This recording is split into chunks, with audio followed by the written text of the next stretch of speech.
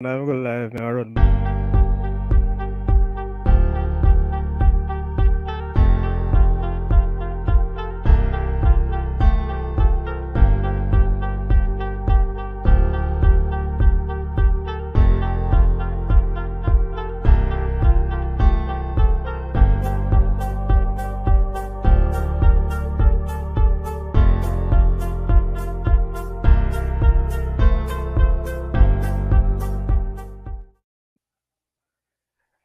Ladies and gentlemen, a pleasant night to you all. Let me welcome you to this another episode of the Saudichress show. As customary, happy Wednesday. And this is the Wednesday that we talk up education. And for those of you who are joining us for the very first time, let me welcome you, a special welcome to you as you join the Saudichress show. And for those who are always with us, I also want to thank you for continuing the course with us. As you know, and you would have expected based on the weight, you are really interesting to see no other than, the former JTA president, a very tough talking individual. And when I say tough talking, very strident, he's very strong and represent the teachers very well. Help me to welcome Mr. Owen Speid, the former JTA president. Mr. Speid, welcome to the Saudichress show. Yes, Kevin. Thank you very much, man. Not a problem at all. And good evening to your listeners, viewers.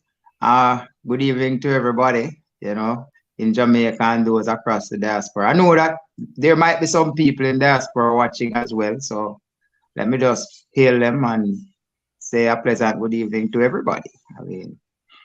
Of course, why not? I can tell you, the man look really fresh. I'm telling you.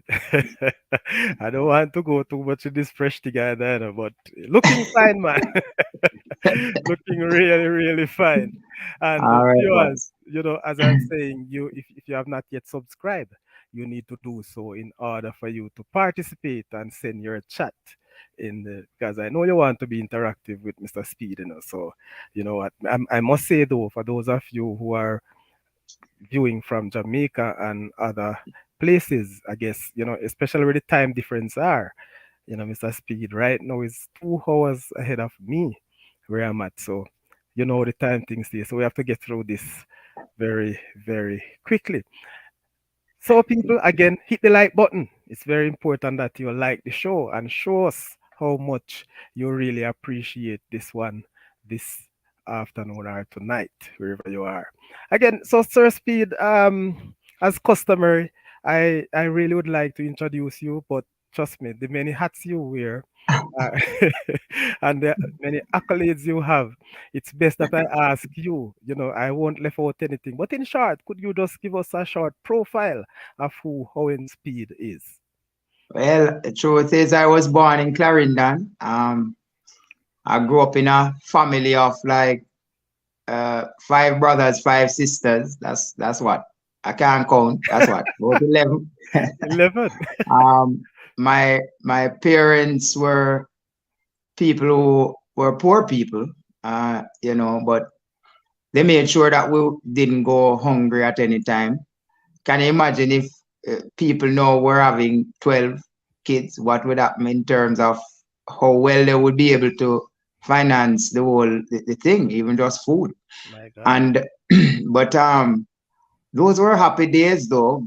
I grew up in Portland though. I grew up in a place named Windsor Castle in Portland. I attended Windsor Castle all age school and then passed my common entrance to go to Titchfield, one and only Titchfield High out there in Port Antonio.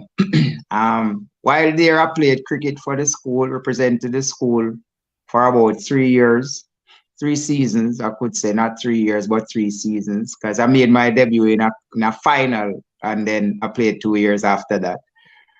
um, you know, and my brother was there with us too. He played football for Titchfield as well. The one who is with Cavalier now, so that Rudolph Speed, my Right. brother. So he's the one who readily jumps out. People would remember him or know him. I have about four about four of us from that 11 who are teachers. Um, my mother was just I could say a flat food hustler. She was a vendor, like, buy and sell kind of thing. Okay. Sold at the school gate. So she was a vendor at the school gate at Windsor Castle College and then at Titchfield. Really respect my mother for things like that because I grew up without a father for most of the way, but she stuck it out with all of us. And we came through, all of us came through pretty well, could say pretty well. Uh, so I left Titchfield.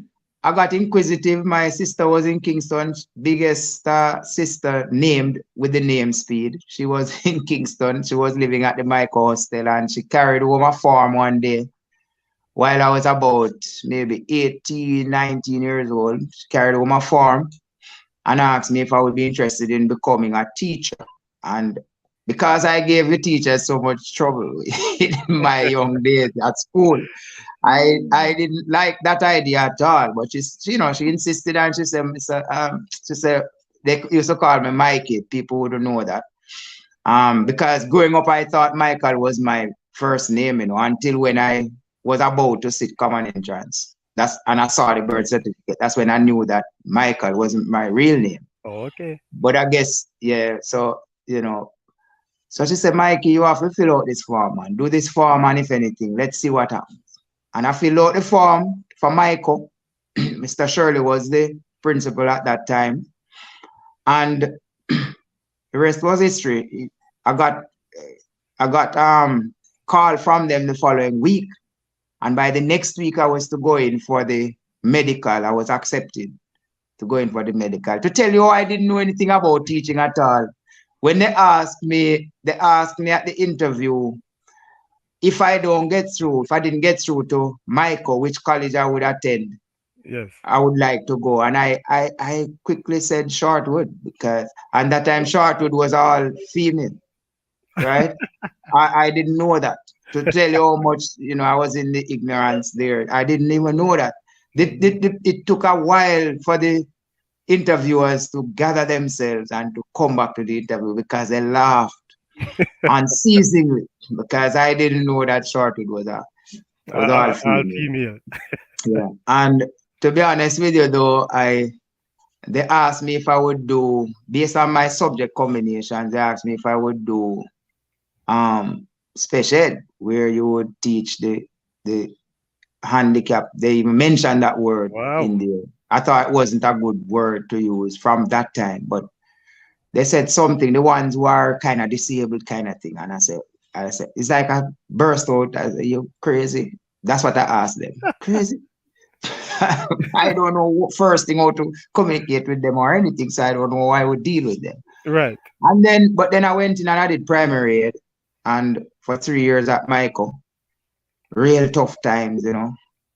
Sometimes I wondered where the food would come from, where clothing would come from, where I paid on about $400 plus dollars. It was like 1,200 for the fee for 3 years at Michael. Hmm. And I paid on, I couldn't find more than 400 something, I think close to $500. And I had to owe them the balance until I graduated and started receiving a little pay. And then I paid it off, and that's how I get to graduate, get on the list to graduate. So leaving Michael now, I went to Cast. Oh, Nobody on this show would know Cast, right?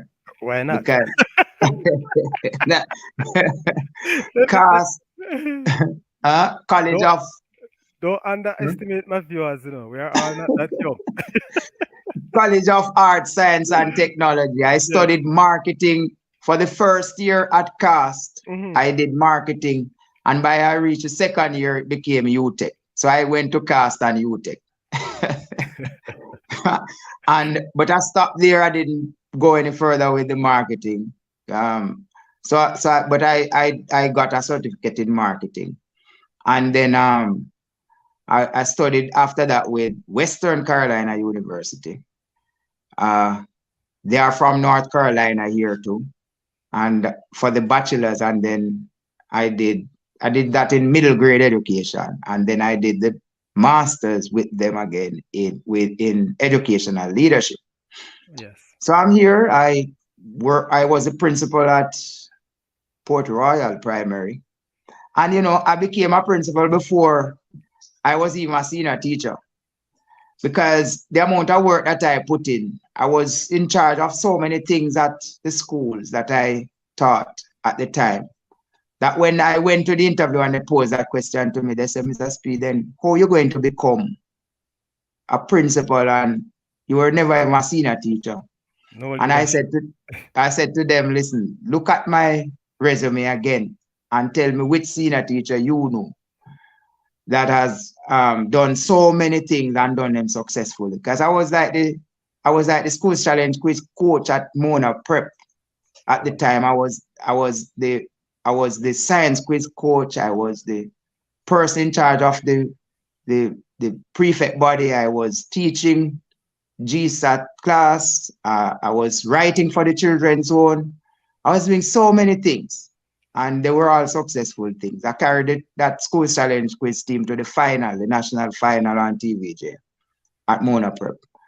So I asked them to just look at the resume and tell me which senior teacher they ever know who has done so many things and done them successfully. And from there, it was like game over. I got that job.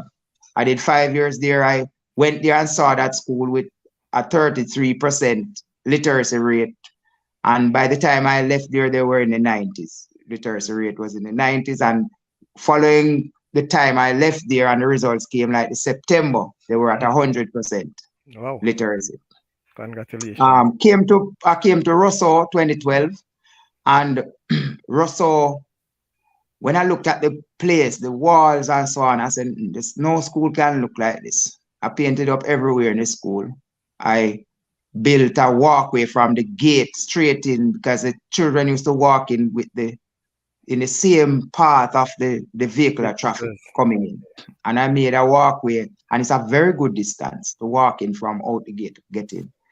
I moved the fence. I did a lot of things at Rosso that I don't even know. I didn't even dream that I could have done them. I built a place there as well, a classroom, all of these things. And I'm here. While doing all of those things, I grass the field, put grass on the field so that it could be comfortable, no dust, and that kind of thing. And so I'm here. Became the president of the St. Andrew Parish, and I think 2016, 2015, somewhere there. And then in the JTA, and then now became president in 2019, 2018, president-elect, and then president. Hold it right there, sir. No more. I don't want any more from you right now in that introduction. But before I go, there are some persons in the chat that I want to acknowledge. And Sadi Vogel, welcome, Sir Speed. And welcome to you, to Vogel. Darren Gray, Sir Speed. Big up, big up.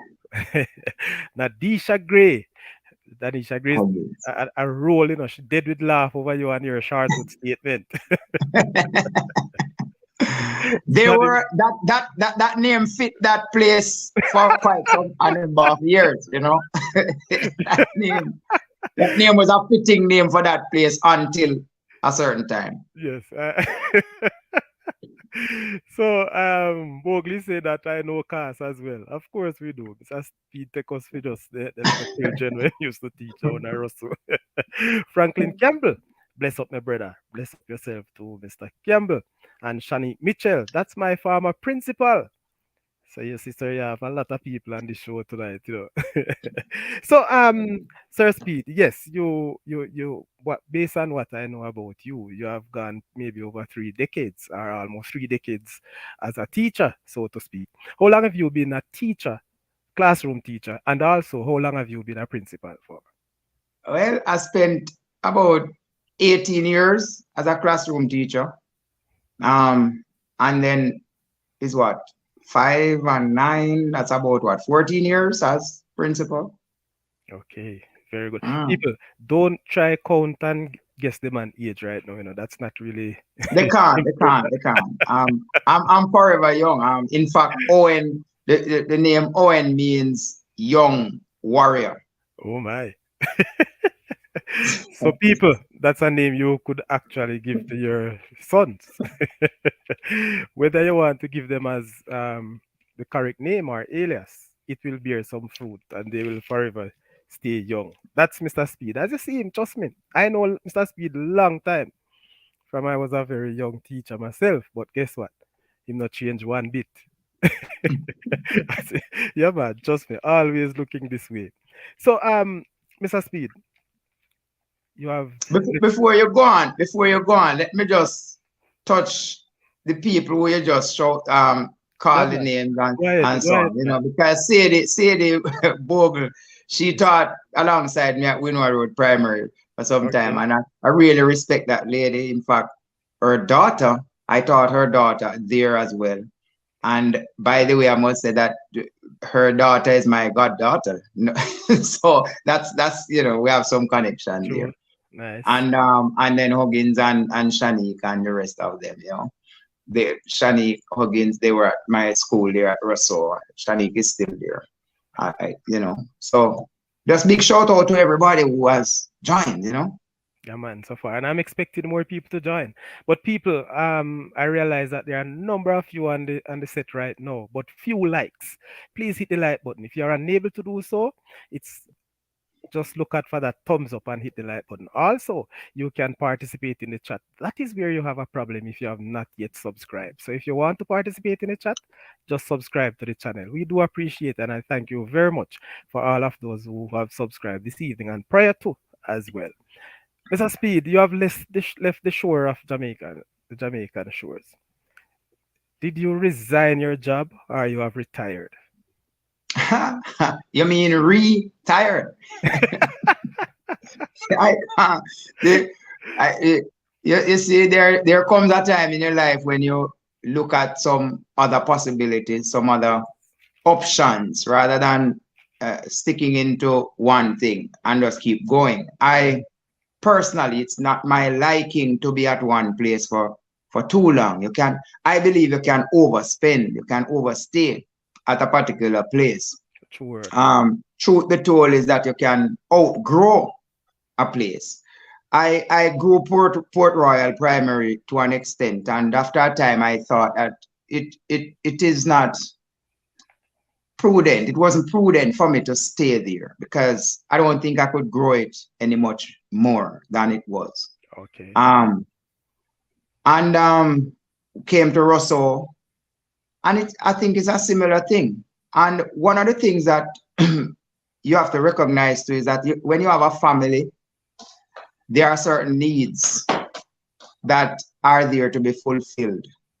That sometimes if you remain in one location and at one stage, you will become too stagnant that after a time to it may seem like you are regressing after a point. So truth be told, I wanted to become an international teacher. I wanted to be here to have my family experience a different lifestyle and different culture. And we just don't know where it will take us, but we are seeing that we are bearing some fruits already.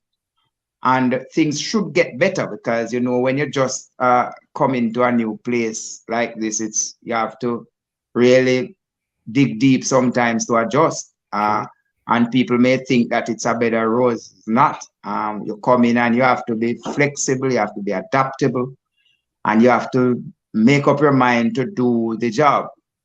I didn't have a problem with that because I'm always one who gives even more than what is required of me. So I have never had a challenge. But yes, I resigned the job. Um, I went on leave and then I resigned after. Went on the 8 month. I thought that I couldn't move and leave my 8 months leave because I work very hard at Russell Primary. Russell Primary is a school that struggled. Very little bit of funds coming in from the ministry's end, and I had to dig deep. Sometimes I had to spend money from my own pocket to make the school run. There are many times when we have just as simple as the play field to be cut, and the men are out there and they want to cut it because they want to get some money too. And they run out of gas. I have to buy gas. My God. If the walker machine that they have, if it runs out of card, sometimes I can't wait for the chairman to sign a check. And one of the most certain things now is that a principal does not write a check to himself. So there's no way to get it back. So I have to spend sometimes from my pocket. I carry plants from from St. Thomas, flowers, plants. I carry mango plants, the seedlings. I carry them. I carry all sorts of fruit trees are now in Russell because I carried them. Nobody there knows how we got them. I bought them from my pocket and I carried them and I planted them and people are there reaping them and I feel good about that. The truth is, that's how it is. If you're going to do well in an institution like a school where the Ministry of Education is giving only 2,500 per student at the primary level. You really have to dig deep, and you would know too that you'll have to sometimes spend from your own pocket. It's one thing that presently I want to give up. I'm not sure how that will work. Maybe I have to follow your route in order to give up that part of the job. And it is really unfortunate, and I must say this publicly, that, especially when you listen, to the media, and also you understand what was going on with teachers in recent time, and we'll get somewhere to that. It's difficult that some people doesn't understand the type of role that a principal or a classroom teacher played in the development of our own children here in Jamaica. It's really tough. And so, I've listened to people make mention of how much a teacher spend per day, and not on himself or herself, but it is really challenge, and it's a challenge, and it will continue if the system doesn't change. So people, that's the nature of it, and sometimes it doesn't understand until you hear somebody who have left the classroom speak about it. Well, now you hear it from the former JTA president. I wonder why I never make a sort of submission to the Ministry of Education to give teachers, that sort of, what would you call that? What you call that little money that you have to give away? That, when we talk about that, we talk about what do you call that little fund that we use as principals to spend? That's the only cash we can spend. Petty cash. The petty cash. And so Real that petty. we need petty cash in our pockets, Miss Minister and Mr. Finance Minister, in order for us to continue that route. So yes, sir. JTA, are you still a member of the JTA? I don't think so. Well, I guess I think a president is a life member. Former presidents are life members. I've never seen that written anywhere, but I think that is how it works, though. But I'm no longer paying dues because, as you know, once the time is up, no salary is coming through from the ministry anymore. So there's no dues to go to them from anything that I earn. So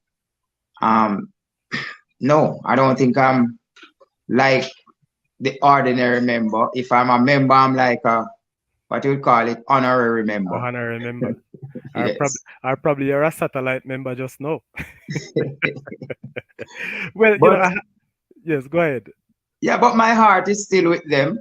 And contrary to what some of them might believe, because it hurts me badly to know that how this thing was handled, and we probably will get to that. But the truth is that while I was president, there was a boom in membership because the people felt representation, and they felt that they developed some level of confidence in me. So much so that when I walked around to the schools, hardly any teacher hesitated to sign that paper to become a member. So we had the COVID year. My year was the COVID year. COVID hit us in March. And we didn't start membership drive until like late November to early December 2019. And by February, we raced past the target that we set. Because So by the end of February, we were way ahead of the target that we set in terms of recruiting new members. And those people, many of them are still there because those people were mainly fresh out of college. And I feel a little bit embarrassed because I was the one who went out and recruited them to Mhm. see the way that they have been treated now in this, the way this negotiation have been run. It's disappointing to say the least. You see, sir, I do understand. And I'm not sure. I don't think I've seen, people moving around from school to school, trying to get new members.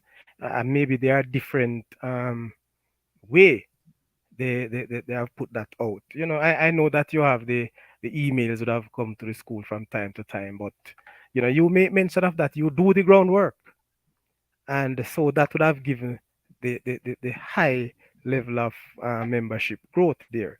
But sir, we have Case Chachan. Hail, Mr. Speed. You are a man of truth and objectivity. Live up to the name, young warrior. And Lilith Malcolm. Hi, Mr. Speed. God bless you. God bless you too, Lilith, and to all of you as well. So, yes, recently, and maybe still going on, there is a public sector restructure realignment from the government. What's Mhm. your view on the government restructuring of wages of public sector wages or the alignment of public sectors? What's your view on that process? All right. So it that's long overdue. In fact, from I was campaigning 20, maybe 2017, 2016, whatever the time. And even before that, I've been saying to people that listen, the teachers are being underpaid, way below market value. In fact, I thought at the time that we were about maybe 40% of market value, being paid about 40% of market value. Because when you look in the society and you look at the people who are similarly qualified as us at those times, you see where they were getting like twice as much. Wow. Somebody with a degree working in a bank or working, behind those desks and so on. Those people were carrying home somebody who was a supervisor in a bank compared to a principal in even a grade one school, grade two, it doesn't matter. But I'm just saying, when you looked and compared the regular teacher who was like a diploma or degree teacher, people are coming out of police academy, spending like a few months there training. And the teachers are spending like 4 years. And in some instances, maybe longer. And they come out and those people are getting paid higher pay than the teachers. So it's from a long time this should have come, but I thought that this restructuring would have come with some other things that would help to alleviate the distress on the teachers when we are talking about the working conditions too.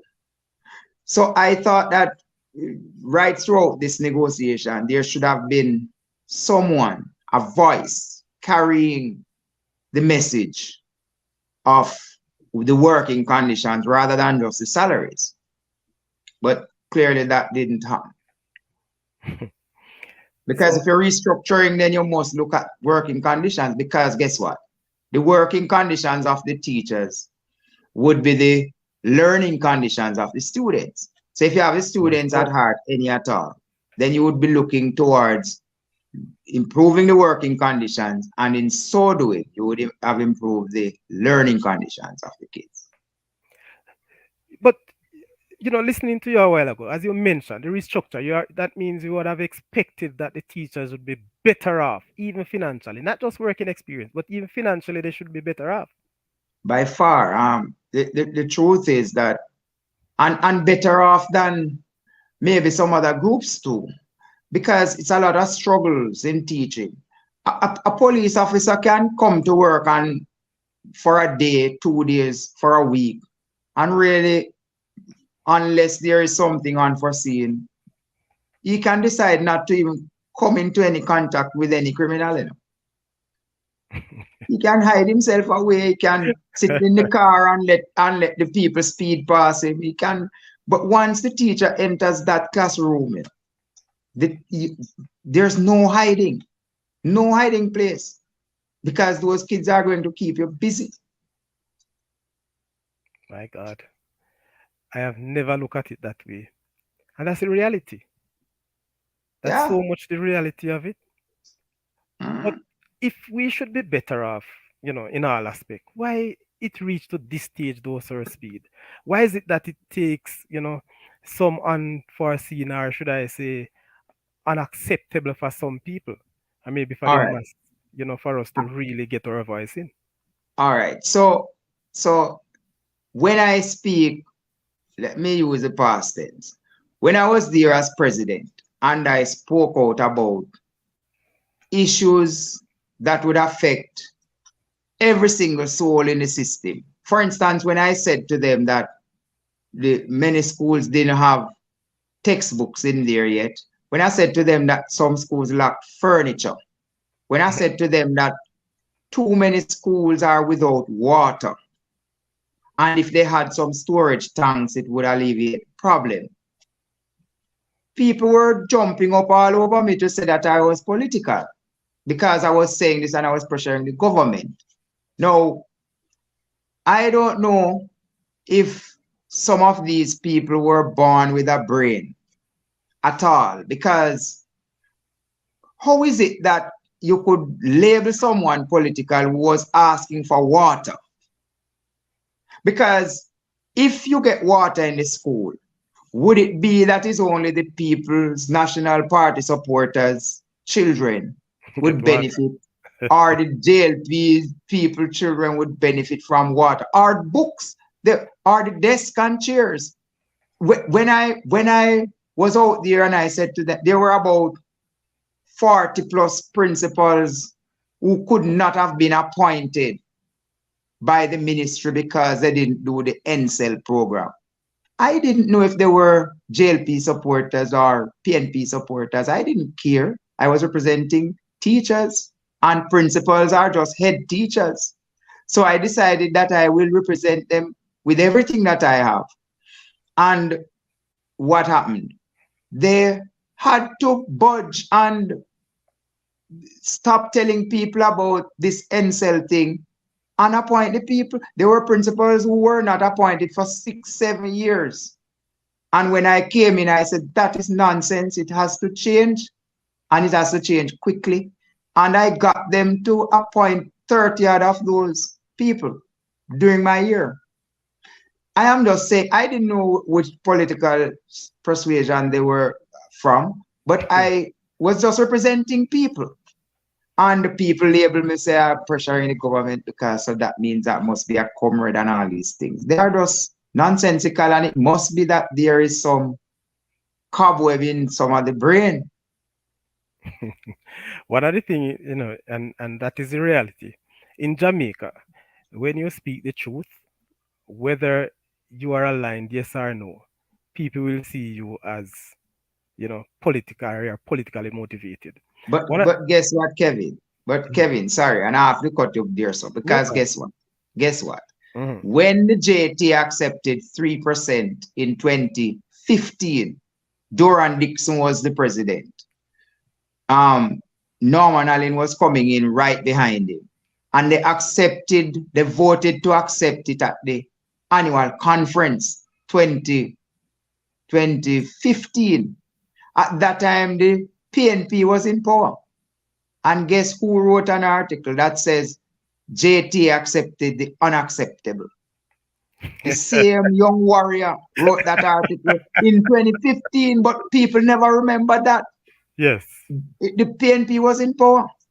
If you call me to service and you give me the rod and say speed lead, Mhm. I am going to be representing my people at every level with everything that I have. You see, my children at school, they feel comfortable every day they come to school because Mr. Speed is representing the children at school. My teachers feel comfortable because Mr. Speed going to represent. No parent can come and cuss off a teacher at my school, because they know that I will be there. I will, in the office, I will say to them, listen, say you're wrong though. But I'm not doing that out here in front of the parents. And I always tell my teachers, you and parents are not friends. No matter how they smile with you, and no matter if they give you a present, you and them, because if one day one thing go wrong, that's it. Yeah, man. That is so true. That is true. Yeah. And you see, even our parents know. I mean, in today's parents doesn't understand that aspect of it. Because I can tell you, I've been chastised so many times for not having social conversations with parents and even comment. But they must understand that we are here to serve them.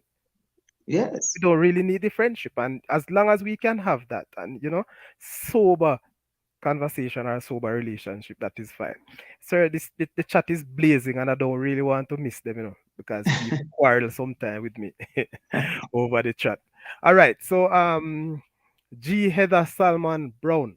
JP, we have JP in the house right now. Big up yourself. Big up Mr. Speed. You had our backs. That's so true. The man no ramp with him talks. And of course, we understand people. We understand the nature of the leadership of the JTA. So we have to hold them accountable and want to see them really talk up for us. Um, Tanisha Morris. Big up yourself, Sir Speed. A man that doesn't mince word. Or means his word. All right. Kaisha Johnson, improving the working conditions of the teachers means that the learning conditions of the students would have improved. Wash hands, wash hands, wash hands.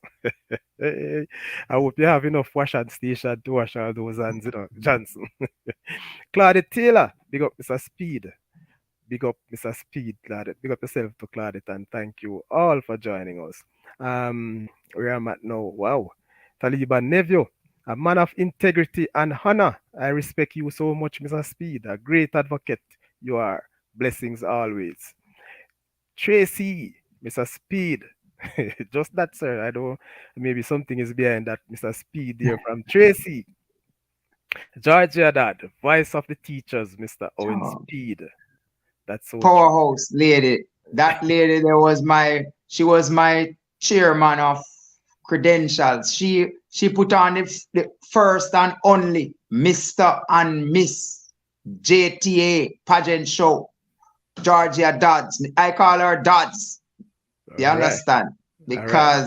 Because of how powerful she was and how forceful she was in getting, because she faced a lot of obstacles down at that JTA head office when we were trying to put that through. And real commendations to her. She was my top chairman during Okay. the time. All right. Big up, Miss Dodd. Let me echo that. Of course, you deserve a lot, Miss Dad. Thank you very much for that intervention there. Best JTA president that I know from Nini Brissett. That Brissett sound like Portland, But let me Nini What, Brissett. Brissy? Nini. Okay. All right. Maybe it's another name that this is Yeah. social media. Some people don't use the right name. All right. So Tracy, yes, that it's your former principal. Okay. All right. Fiona Graham, big up Mr. Speed. Mr. Speed, wish you all the best. Here to represent us, of course. Tracy from Russell, my principal that. Narlene Price, it must be what's that, a Portlander? Oh my God, and not one teach. All right, cool. We just, sir, something I need to ask a question right now. I had a former JTA president on this show, and he was a past student of Teachfield. I wonder if there are some aspect of a leadership training that were there at Teachfield during your time. Well, we attended Teachfield at different times. Um, I I learned my leadership skills by being involved in cricket. Cricket is a gentleman's game, Big up yourself.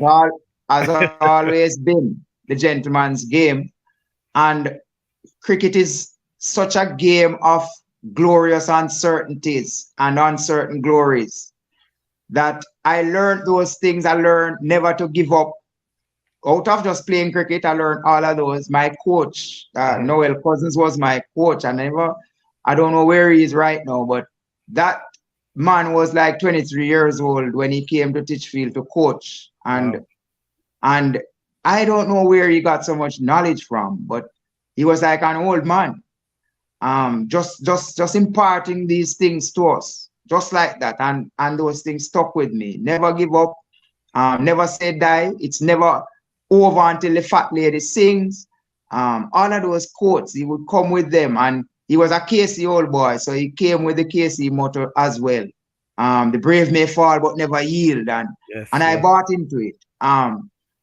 So when it comes on to, I believe that the day you give up might be just the day when you would have won.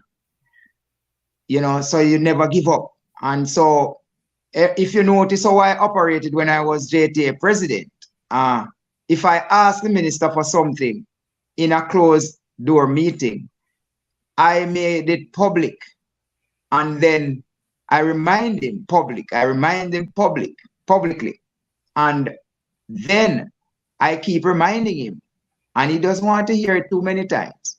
So he's going to budge and he's going to get the thing done.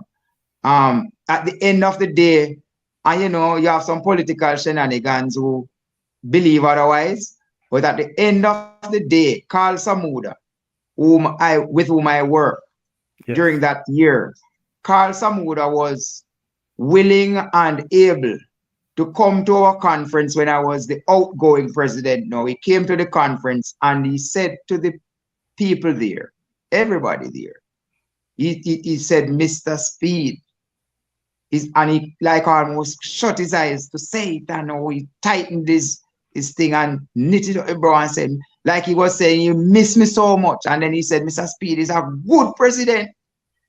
When we started out rocky, because some would have came with some things and came with some statements, and That I just said yes, and I just simply said to him, well, if you think these statements are defamatory, well, sue me.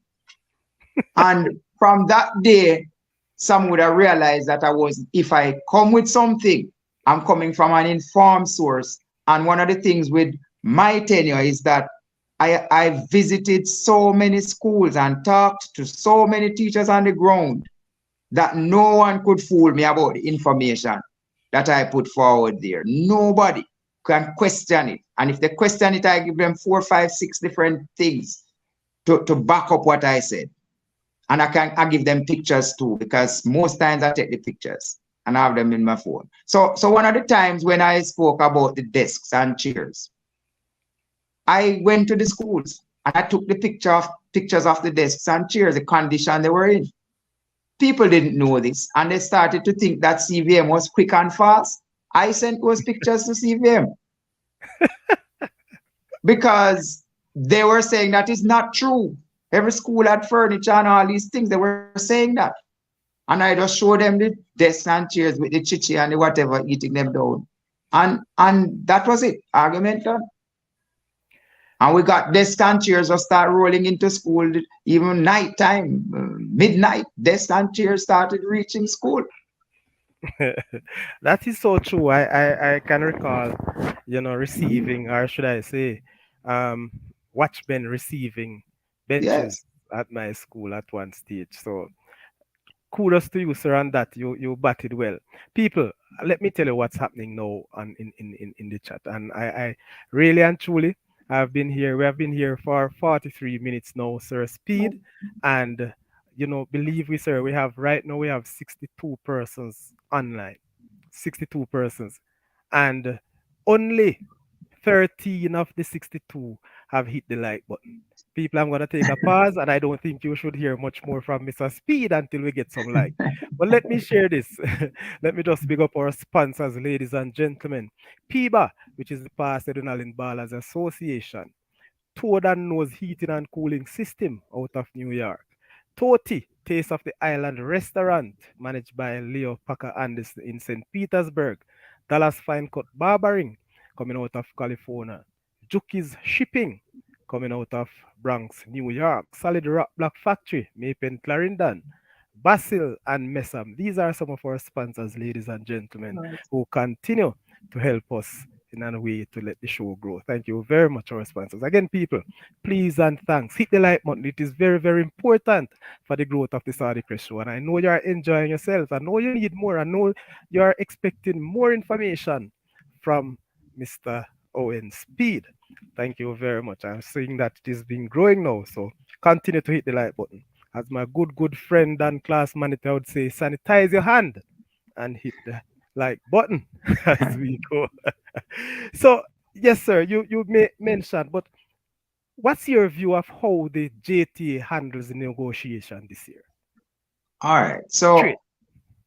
So truth be told is there was a lot of bundling that went on. Um, Behind the scenes, there were a number of people coercing people to vote a certain way, to accept the offer from a long time. Remember that the acceptance of the 4%, which year was that? 2020? No, 2020 or 21, 2019, 2021. I think it's 21, 2021. 21, 21, 22, I think it was 21. 22. Was It it was 22? 22. The former president was there. So it must have been 22. When that 4% was put on the table, I told them that it doesn't make sense to accept 4% because you're not going to get any great reward from the compensation review that would follow. I told them that. At that delegates meeting, myself and another former president told them that, and while he was trying to tell them, they cut off his mic. Wow. At that delegates meeting as well, I tried to speak at one point and I raised my hand and it was up there for how long? Maybe about an hour. And they didn't allow me to speak because they knew that I would have told the people the truth. And there was almost a person who you could almost refer to as a preacher. He was like preaching like Paul, telling the people about the promised land and carrying on at the mic. He was a salaries chair at that time. Well, And answer, then Speed. I have to cut you because I really want to understand and the people need to hear it. Are you saying that this is the same JTA, the Jamaica Teachers Association, who you was president a few years before? They have you waiting, wouldn't give you a chance to speak as a delegate? I was, yes, and I was like past president one remove. That means you still have an active role. Yes, I was on general council. I was a delegate, and when you are president, you are a delegate for 2 years after you have left. So you become past president, and after that you are now one removed, and then two removed or twice removed, whatever they call that term. And I was there. Gabriel started speaking, and they cut Gabriel mic. That is why I've never trusted online voting, because they can manipulate it. So they can decide who they want to let in, who they can cut off, and then you hear that, oh, it was like technical difficulties. So they know if they know the people who they want to cut out, they can cut them out. They can do all sorts of things. They can do without sending them a poll. They can do without sending them the email for them or the link for them to get on and all that kind of thing. They can do so many things to manipulate that. In fact, at that meeting, the Dr. Anderson, Gareth Anderson was the salaries, and it doesn't make sense to go around it. Dr. Anderson was the salaries chair, and he was there preaching. Instead of just presenting the facts, he was there preaching to the people, telling them how good the offer was, the 4% was, and influencing the vote by telling them that there's a promised land, and if you accept this now, you will benefit. big time, and all these nice words were used to coerce the teachers. Now, poor teachers, they were there and realizing that this gentleman was the Salaries chair and a past president, and realizing that the current president at the time, who was Smith, Winston, was there. So they didn't feel like they had any hope because those guys were in the audience with people before, at meetings before, almost quarreling with the people that they should accept the offer, the 4% offer, But and do it quickly. Sir Speed, you Yes, I am wondering. I don't think those persons, and you made mention of the salary chair, was he aware of what he was saying really, or is just did he understand what was coming based on the offer from the government? I think so. I think he understood quite well. But some of those guys those are the political activists. So people might have been labeling me.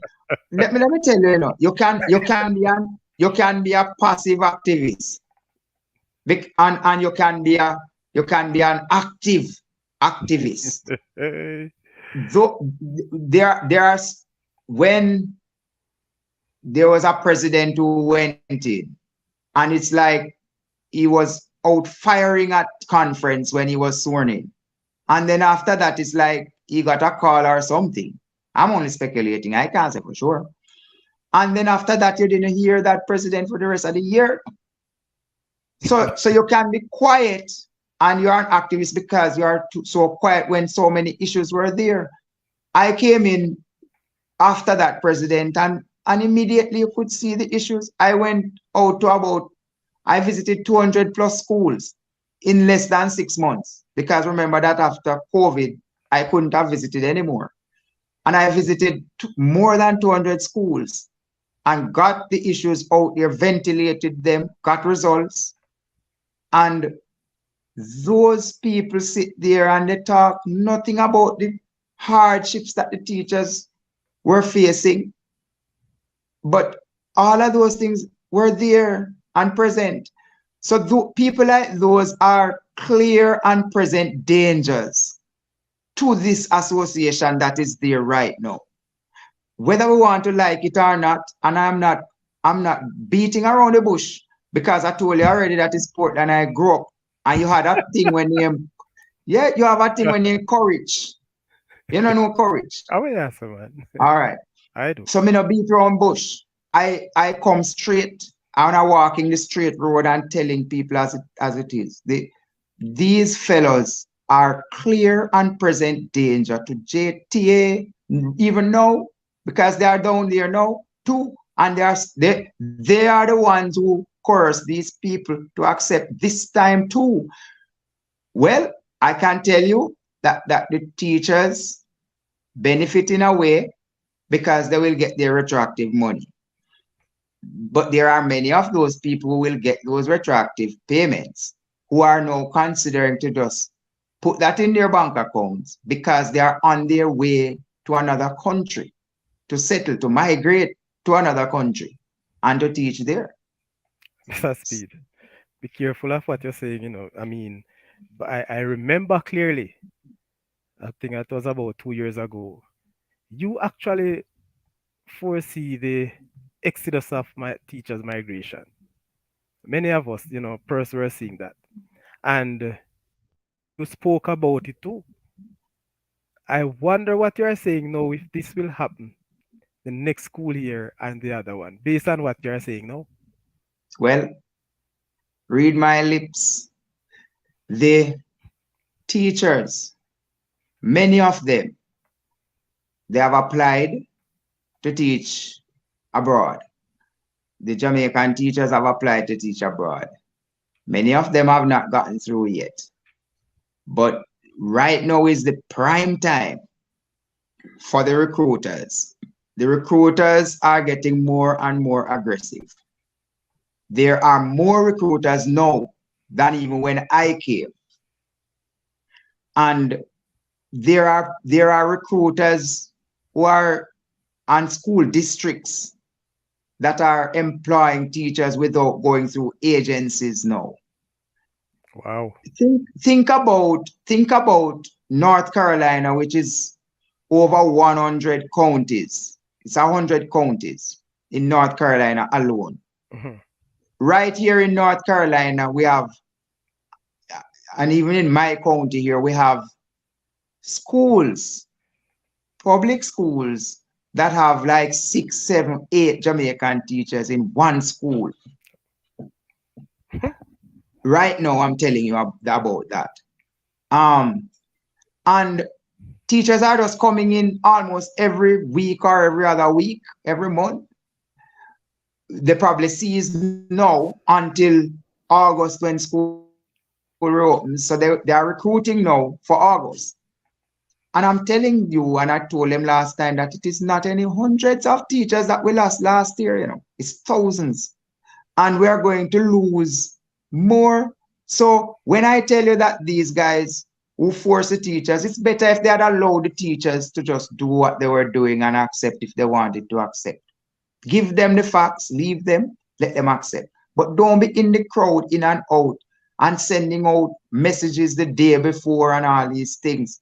Past presidents sending out message to tell the teachers that they should accept. Let them decide that. Those people are clear and present danger to the sustenance of JTA right now because every day the teachers are going in now with their cessation forms to withdraw their membership. You think that's not going to hurt JTA? And you It think will. do you think? And I told you before that during my year, we exceeded expectations with the number of people who we got to sign up, new members. And what do you think is going to happen? Do you think September coming, the teachers who have just graduated or who are graduating now, come September when they come into the system, you think it's going to be that easy to recruit them? Well, I'm just asking. So anybody can answer. Well, it's not Nobody an said easy that I task said that. right now. Not an easy task right now. So But they are danger. Kevin, I don't understand how a union. So if you ask me, I don't understand how a union could call a 2-day strike and then after 1 day you abort the strike. I don't understand that. None but at all. Sir Speed, as you mentioned strike, I don't want to get there yet. But let me ask you this. And I know you're a straight talk and you don't what mince word as what some people says.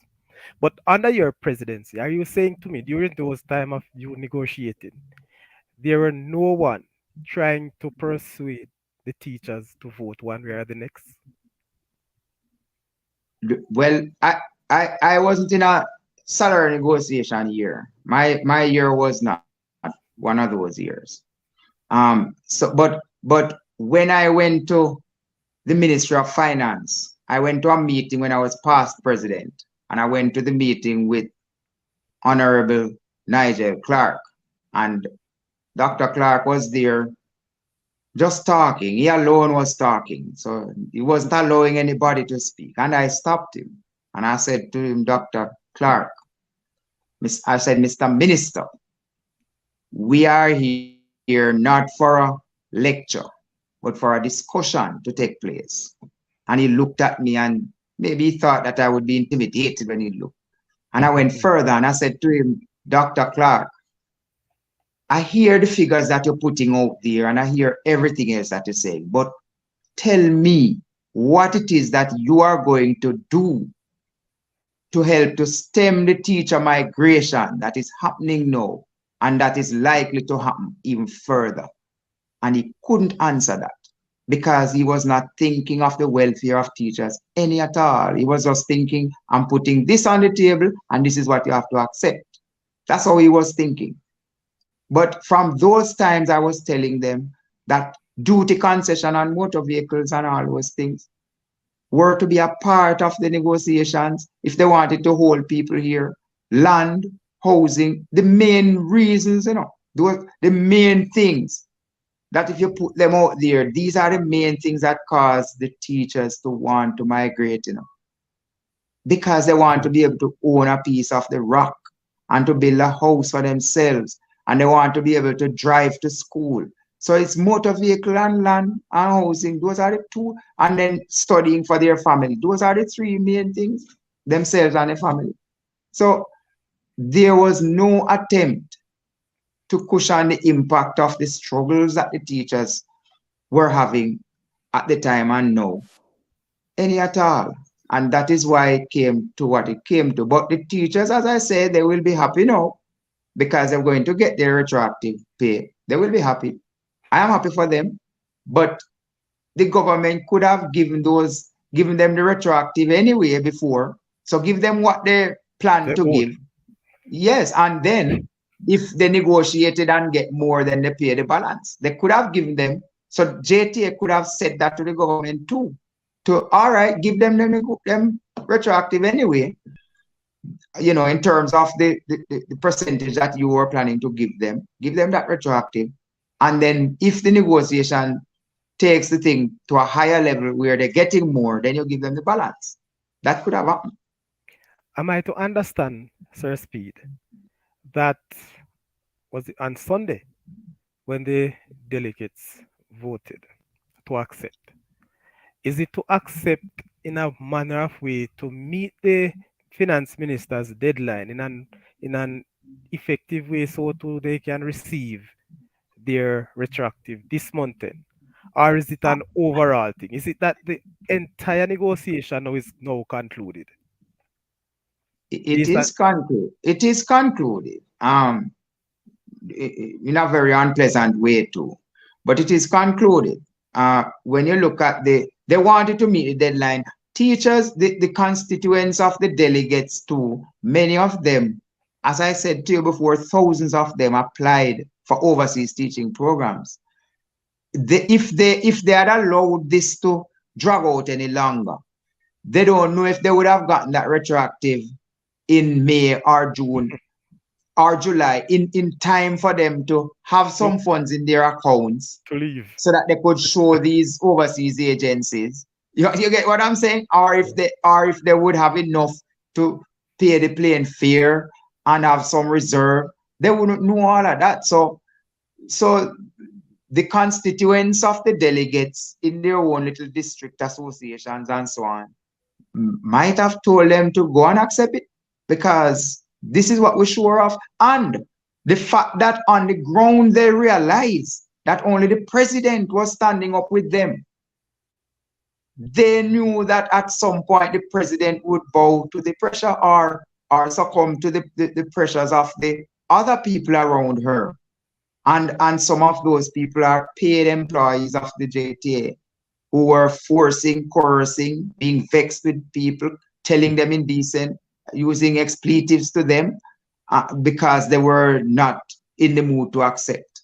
All of those things happened. I am still on the ground, I'm here, but I'm still on the ground That is why we have because you here tonight, sir. guess what? I have a group that that they don't leave me. From the first time that group was formed, somewhere about 2016, the group is still there. And those people are not leaving me. What is the name of that group? Can't tell you. No, man. What is But the but name of but the group?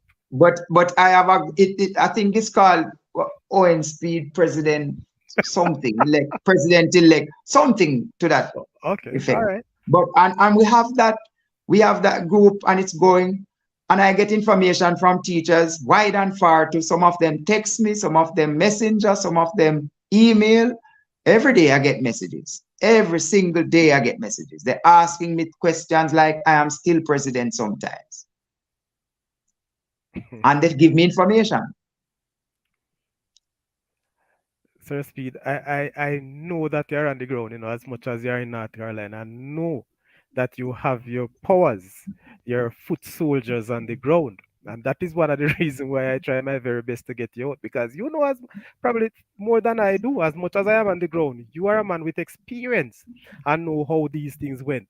But one of the things that I'll ask you though, Sir Speed, you kept saying about the number of persons who will migrate this year. How do you tabulate that number? You can't put a tab on it. You can't say, well, 5,000 or 2,000 or whatever. What Yes. I can tell you is that based on, because I have, and as I said to you, I have contact with many people. Some of them ask me for the information and they give me an update. So Okay. they ask me, for a link or whatever to a place or to one of the agencies, and I give them. Because if I know it, I'm going to give it. And they are accusing me that I am the one recruiting people. I'm no recruiter. So for the records, yeah, for the records, let me tell you that I Wow. am no recruiter at all. I don't know anything at all about recruiting. What I do is that if I am here, Yes. somebody gave me information for me to be here. If somebody asks me for information and I have it, I'm going to give it to them. Somebody call me and they say, Mr. Speed, you know anything about which place I could apply to? I'm interested in becoming, in coming to the overseas teaching pool. Mhm. I give them, and I give them not one, nor two, I give them like five, I- because I'm not scared of people thinking that if they ask me for one, sometimes I give them three. I am happy that you cleared that up, Mr. Speed, because I heard the argument and I was just about to, if you could put a few in the chat, because some persons out there may very well be interested in getting a few of the recruiters contact or the way out. So the fact that you have made it clear, I will not even pursue that. They have Yeah. your numbers and you know how to reach Jamaican people. Mm, mm. But sir, the JTA, based on reasoning over the years, and every single year, a matter of fact, every president would have heard this sort of comment coming from teachers who are on the ground, that the presidents are the hierarchy, the executive of the JTA are not so much batting for the teachers. Because we believe that the presidents have a big chunk to get whenever they serve. What's your take on that? You have suffered. I've heard people say that you only talk tough, but you're not batting for them. You're more so for your friends. Why is that notion still continued? Anyone who says that I only talk tough and not batting for them, um, can I describe that person? I wouldn't want to describe that person. But the truth is that because Speed has been a genuine soul from day one, from even long before. Remember, I used to be writing articles for the Gleaner and for the Observer ever since about 2007, 2006, maybe somewhere there, Mhm. and I've been hitting hard at them. I've written so many articles. And when they called me on the radio shows, I batted for the teachers all through those times. Anyone who says that is cruel to even himself or herself for saying that. Um, so I wouldn't even pay that any mind. Truth be told is that I cannot speak for the other presidents. I can speak for myself. And I gave it my all. I tried to get a lesson. There were struggles though, because even from within the association there were struggles. I tried to get a lesson plan bank going for the teachers to try to see if we could alleviate the struggle of teachers spending so many hours on a weekend to write lesson plans.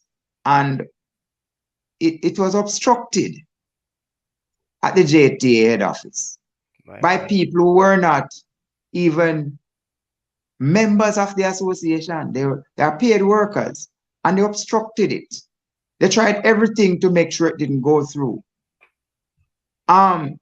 So if anyone who I was the one who started talking tough about duty concession on motor vehicles. I would not have left that even in this reformation that they've just went through. I Yeah. would have been talking about that every day. Instead, what happened? They even wanted to move it from the That's traveling true. officers. Yes, they are. And you don't hear anybody hitting them hard about that. I would not leave the whole thing of migration of teachers either. I would talk that every single day in every medium that I could get, because I spoke to some principals and they are telling me high school, good high school, top rank high schools, Mhm. and they are telling me that right now they don't even have an English teacher. The two VPs have to be teaching English. That's right across the island from my observation. And the posts that they would have normally gotten people without even ads. Now they are advertising and nobody's even applying. It is telling you what I have been telling them from 2020, that is only COVID saved Jamaica from a mass migration of teachers during that same time. And I knew it would have happened. And it's going to get worse. In the coming years, Jamaica is going to pay, and maybe have to pay in many ways, because they might have to recruit teachers from abroad to come in and teach in Jamaica if this trend continues, because the people are losing trust in the governments and the people are losing trust in their own union.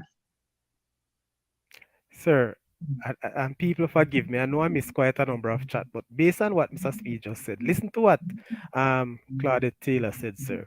We all need to withdraw from the JTA. What say you? If you see, if if let me just say this before I say what I'm going to say next. Mhm. It could have been worse without the union. Believe it or not, people might not agree, Yes. but it could have been much worse without the intervention sometimes of the same JTA that we're talking about. But there are some people within the organization now who are there for the wrong reasons. And I'm talking about people in general council, people who are delegates, as well as people who are there as paid employees at that central office. And I tell you why I say that. There's one lady who typed it up and it's on her page and it is floated around, so maybe you have seen it. She's a delegate in the JTA for maybe 15 or 20 years now. And when the teachers went on strike recently, she was there advocating for the principals to make up a list and send to the ministry for the ministry to deduct the pay. I mean, how can you now be a delegate saying that you're representing teachers and make a statement like that? Even if you are thinking it, it shouldn't come out. Is that lady? You said is that delegate? For years, well, maybe 2 decades, Is she a teacher? she was a teacher. She became principal of a little school, and she's there. And I'm saying, So she's a teacher. All right. yes. So I'm saying, how can you be saying, being a part of general council, and you're saying things like those? Something must be wrong with you, and people are looking on and listening. Then if those are the people who they have in leadership positions, this lady chaired committees on JTA Central Executive, for years, We're in a real spot of bother here. A really spot of bother. And that's why Kaisha Johnson, I hope I pronounce her name right, miss. That is the reason many of my colleagues and I felt that most at the helm of JTA were never going to fight on our behalf. So collect what you can know. Well, I know that feeling is there. I have heard that before. So that is why they felt that they would not have anybody to go the full distance with them. So might as well take what you can get now and just see what you can do to either make do of what you get or to leave for some greener pastures or something. So that was one of the overriding things. But truth be told, I didn't like how they handled the whole negotiation. If the minister came back, well, I'll leave you there for now. So let me get a few in the chat and then I ask the question. Mm. So R.N. Horner, the man they call Horace. Yes, sir. Mr. Speed, your hard work shows that you are more than patriotic to Jamaica. I respect passion for your profession. Well done. Respect, man. Marsha Lawrence, they gave President Lasana Harris a fight. She is for the classroom teacher. You know, as I read that one, Sir Speed, the argument or the situation where it wasn't Madam President who signed off on the acceptance. I heard that there are two other members who signed. The president didn't sign. Is this a customary thing? Because I think the president-elect signed. Is this a customary thing across JTA presidents? Or is it the post of president? And listen me now. Is it the post of president or the person who represents the chair of the president has little talk in the JTA hierarchy? The I'm not sure I understand the question All though, right. but yeah, Let me ask it again. The fact yeah, that the JTA president, she got a fight right through the negotiation from her own members.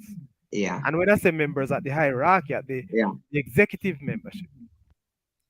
And now at the end of it, she did not sign to accept, but other members. That's part one. So I'm asking, with that said, is it customary for that sort of business to take place in the executive realm of the JTA? No, no, no, not at all. In fact, as far as I know it, and according to the articles, you can the president-elect will take over the running of the association if the president is unable to do the duties, or if the president is unable could mean anything. It could mean incapacitated, dead, whatever. But Oh boy. I am appalled at what happened, because the truth is that if your motto is unite and serve, and you went to the Ministry of Finance as a team, a JTA team, and your president saw something and was not pleased about that and decided to walk out, what on earth would make you stay there?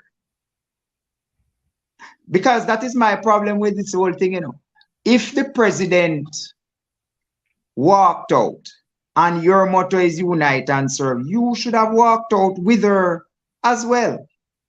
That would be showing some respect to the office of the president, and I'm not saying to Lasanya Harrison. That would be showing some respect to the office of the president. The president was not satisfied. The president walked out. That signing ceremony should have been aborted immediately. And it should not be allowed to go on for that day until the presidential corps would have caucused and decide that they wanted to set a new date for the signing to happen. Even if it means that the same president-elect would have signed. And it's befuddling to me, because it seemed like there was an indecent haste to sign off. And that is why the president-elect decided to step up to the plate and sign it. That is how it looks. Whether they like it or not, it's shameful. The president-elect should have waited, talked to the president, maybe a day or two after, or maybe the same date into a day or two after, to see if her position would remain the same, and to get from her details of why she walked out, rather than just getting up, taking up a pen and just signing off. And in fact, I'm now hearing that what the minister announced as the amount in parliament that the teachers should get would have amounted to 14 point something billion. And then on the paper at the signing ceremony, they saw 11.8 billion. So that in itself was gross and good reason, strong reason for the president to have walked out. I Mr. wouldn't Speed, sign it either. But the difference with me and the president is that if I were in that position, if I were in this negotiation as a president, I would have told them long time that I wouldn't sign that. Because you can't give me a sweetener, and the sweetener works out to $74 per day. That's disrespectful. It's better if you didn't offer any more than to offer me a sweetener, $25,000 per year, which works out to $2,000 per month, $500 per week, and 70 something dollars per day. That is disrespectful, distasteful, and I would just throw that through the window, and I would not go to that signing ceremony to sign any at all, and I would make it public. So they wouldn't have to guess about whether or not. That's the difference with me and this president. The question I'm going to ask, maybe I should leave it for the president. But guess what? Let me ask, because I never know about this whole situation. Did the president make an announcement prior to walking out of that ceremony? I don't know what transpired. So I can't say for sure that they didn't go and correct the figures, maybe get a printout of the new figure, and then the president-elect came and signed the real thing. That should have been explained as well, because it came out in the newspapers that it's 11.8, right? It came in the newspapers, that they signed on the contract and it will cost 11.8 billion. But the truth is that it was supposed to be 14 because it was 12 point something first, and then the additional 25,000 pushed it up by 2 billion. So it was now 14 point something billion. So I even know JTA has some questions to answer. They should have been saying out to the people what figure it was that the president-elect actually signed off on. Because if he signed off on anything less, that is not looking good. Again, sir, this sounds very serious. Prior to signing that document, there were 300 and something delegates vote not to accept, and 200 and something vote to accept. Why did those 300 change their minds? Especially the fact that we believe that they were supporting the president. And if the president had walked out, and I believe should have walked out, I guess she walked out after the vote or during the vote. That's another question. In economics, there's a thing called time utility. Time utility is you want the money at a certain time. You don't want it to pass that time. It doesn't have the value or the use to you if it is past that time. The people were fearful that if they didn't accept, and that was preached to by the said people who went around and fooled the people that if you don't accept it, no, you're not going to get it till 2024. So people thinking about that are going to say, well, I have a plan for this money. And I'm not blaming the teachers, To an extent, I'm not blaming them, because if you become battle weary and if you become almost locked up in a corner where you think and feel backed up that you don't have any support around you to help you to fight to get more, Because when you call 2 day strike and then you abort it in 1 day and order your own colleagues to go back to work after 1 day, what are you doing? What message are you sending to the teachers? What message are you sending to the government? What message are you sending to Jamaica about your seriousness? You call 2 day strike and you couldn't even wait till the 2 days finish. That's crazy. If I was the president and we have a 2 day strike, the delegates ordered a 2 day strike, and the minister came to me and said, "Well, I want to talk to you, but you can't continue with strike if I go and talk to you." I would tell him, "Listen, man, the delegate said 2 days. After the 2 days, we can talk." So I wouldn't make any announcement until Friday evening after the second day finish. 3 o'clock Friday evening, as the president, I would make an announcement to tell my staff, my teachers, go back to work Monday morning because we're going to talk with the minister Saturday. But you don't abort a 2 day strike. It's not like you had 5 more days left and the minister really wants to talk to you now. And then you organize a meeting for Sunday. The delegates had voted before that they should not have any more Zoom meeting. They should have it face to face for the voting. But they renege on that too. It is telling you that something does not right. Something is definitely wrong within the JTA. But let me just take a few from the chat as I'm seeing them. Again, people, there are so many of you. And, you know, just hit the like button, people, please. Some of you who are having trouble finding it. Is the thumbs up? Is the thumbs up like button? It's below the screen to which you are watching. One other thing, though, if you are going full screen, you may not be able to see the like button. All right. So, Mr. President, or Mr. Former President, that is, I'm hearing a feedback. It seems like it is at my side. Yeah. But 1 second, let me see if I can check out where it is. Wow. Check 1, 2. It's my side. Check 1. Oh Lord. All right.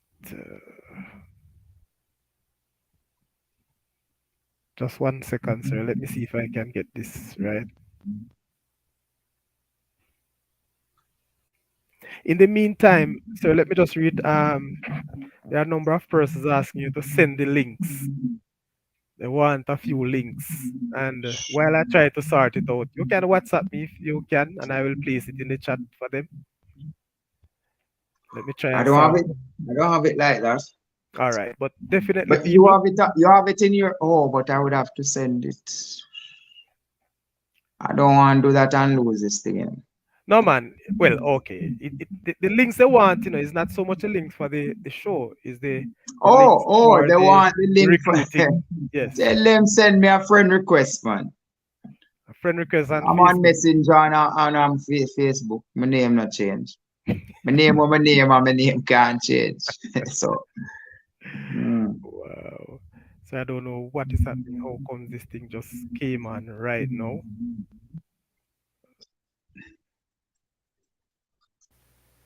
Oh boy. Yeah, but mm, All of a sudden I'm getting the feedback. You hearing it as well, sir? no, none at all. I'm clear. All right. So I hope nobody else hear it. If it's me alone, that's fine. All right, I'll work with that. Yes, so people, Mr. Speed is saying that you should actually send him a friend request. He's on Messenger. And see him Owen Speed. You can't miss him. I don't think when you search on Messenger you'll find another Owen Speed. He's the only young warrior away from that literature book. All right, so send him. All right, so yes, Auntie Lou, thank you. You will message Mr. Speed and people. I will the next time I come on here, I will actually put a few of them in the chat. Mr. Speed will furnish me, and so you could join me. Wow, I think my next show should have been Friday or maybe tomorrow night, but I will get there. And let me ask you people, please, not just for tonight, but continue to join the Saudichress show on a Monday, Wednesdays, and Fridays.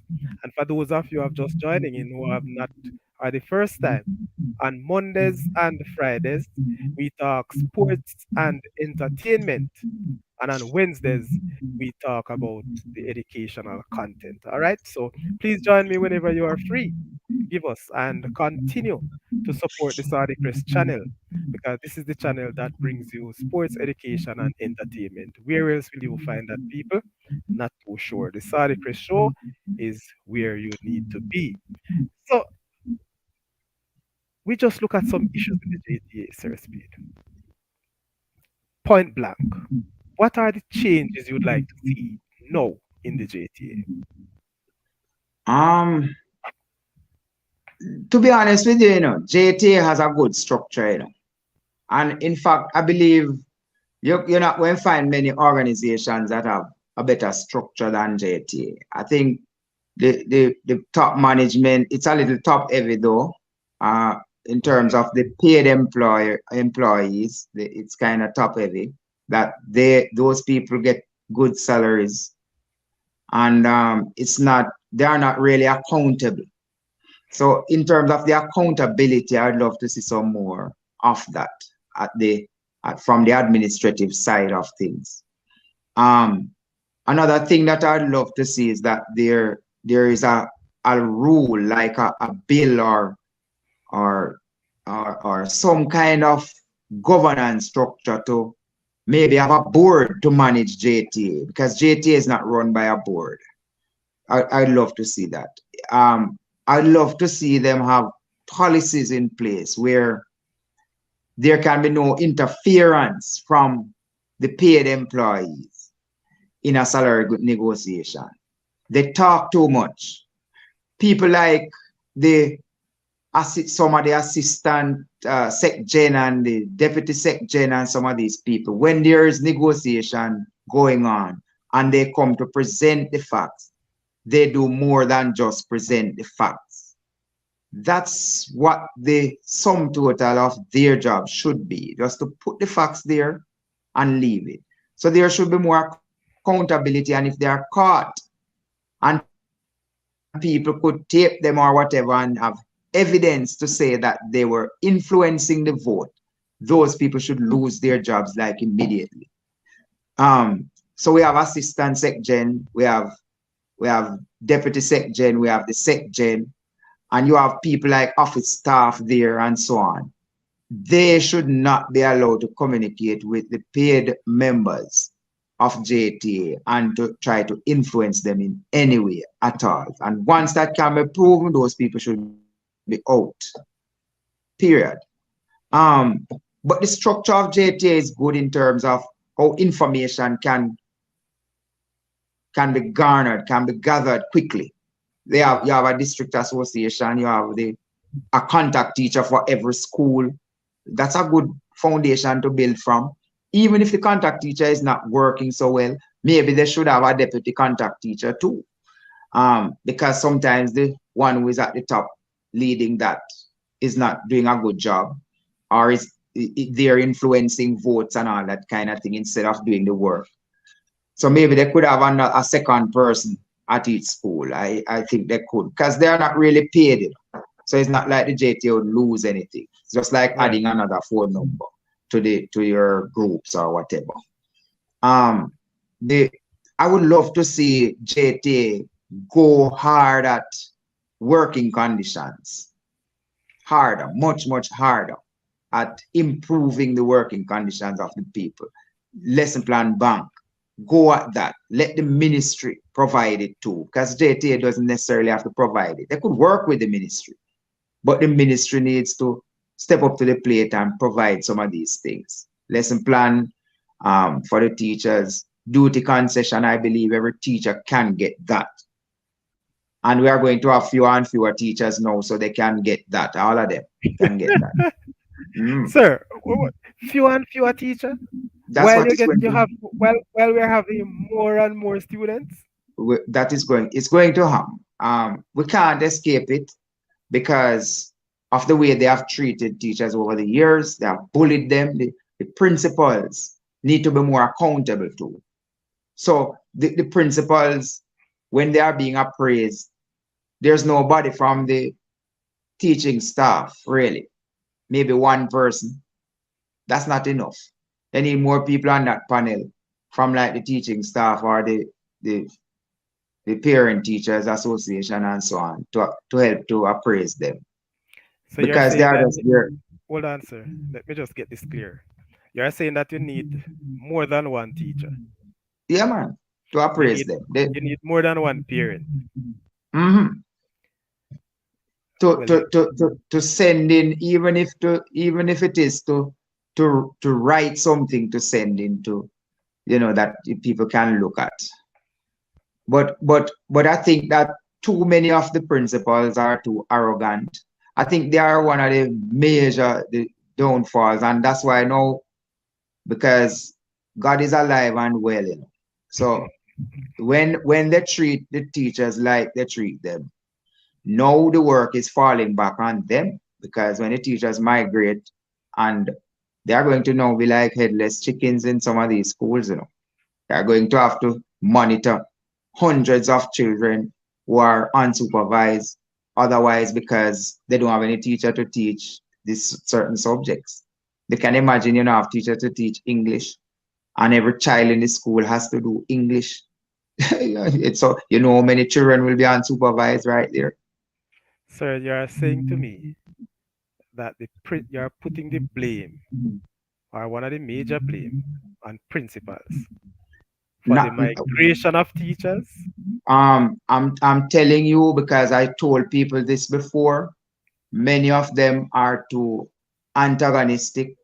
And I'm not saying that you don't have teachers who are, stepping out of line and they need to be pulled back in line and so on. But some of these principles are antagonistic to the point where you would feel like they go to bed at night and just sleep and dream and try everything to come up with some evil deed against their teaching staff, because Oh, that's the only way I can put it. You have one, and you have one at, well, I don't want to do that, but you there don't are have to so call many any of names them. here. You don't have to Yeah, call there are any so names. many of them out there that is not funny, and and God is not asleep, and He has seen, He has heard the cries of teachers and their eye water, you know, coming down right now, pouring down, and they are losing staff left, right, and center, and they will have to fill the gap because they will lose their assistant principals now, and they will have to do some of the work that the VPs who used to really run schools, many schools, VPs used to run schools. Big schools are run by VPs. Most And definitely. yes, but now some of those VPs will have to teach classes. So the work is going to now well and truly rest on the principal's shoulder. So, So, sir, but some of them work for it, work for that to happen. So they need to do the work now. but there are some principals too who I believe are on their way out. Exactly. Similar, That's another similar to good your, point. similar to your Yes. situation. Yeah, plenty. There are many principals here, and they are here doing what they need to do and going to class and teaching their classes. In the end, they make more money than when they were out there anyway. If it's just teacher teaching classes. So, Speed, our talking former JTA member. Let me just take a few from the chat before we go into our final segment. And people, as we are, trust me, I am sure, based on our numbers tonight, I am so very happy. I'm grateful for your presence on this show tonight. I'm sure that Mr. Speed has done, a great deal and has brought added value to the Saudichress show, along with you, my viewers, tonight. And so let me implore you that I'm sure that not every one of you who are watching actually subscribe yet. based on the numbers that I'm seeing, and the same persons have been chatting and so on. But people, if you have not yet done so, please help us to grow the Saudichress channel. Give me a subscribe, give me a few more, and also like the channel or the chat. Sir Speed, the fact of the matter, the teacher migration, and I'm saying teacher migration because I'm sure it's not just teachers. We have VPs and principals going right across the board. Let me ask you though, your personal experience, how is it like teaching in the US? Um, as I said before, it's not a bed of roses. You get up in the morning and it's cold, and you have to go out anyway. Um, it doesn't snow right here, but it snows in other places. So I can just imagine. The thing is that you can wear your warm clothing and so on to mitigate that.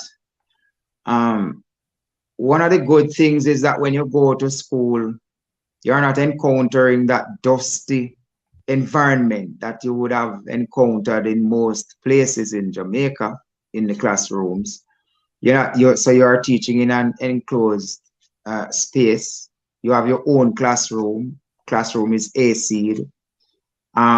You can get every bit of information that you need to teach the kids. They have links to the resources. They have their platforms established, and once you know how to find those resources, you can have your resources to just open the link, copy the link, paste the link. So if you're doing lesson plans, it doesn't take you a whole day and all, kind of thing. So you have those kind of things that will make life easier. In the elementary school here, children can be suspended, they can be expelled. In Jamaica, they can't be suspended, they can't be expelled. So kids are rude anywhere. So you will get some kids who are very disrespectful, but you will have them in Jamaica. So if you're comparing the two systems, um, but there are ways and means. If a child is disrespectful to me personally in my class, I can simply just write up a form, and the child is removed from the classroom, from my classroom, at least for that session. And the child has to do a think sheet to think about the action that she took or he took, and all of that process before the child can come back to the class.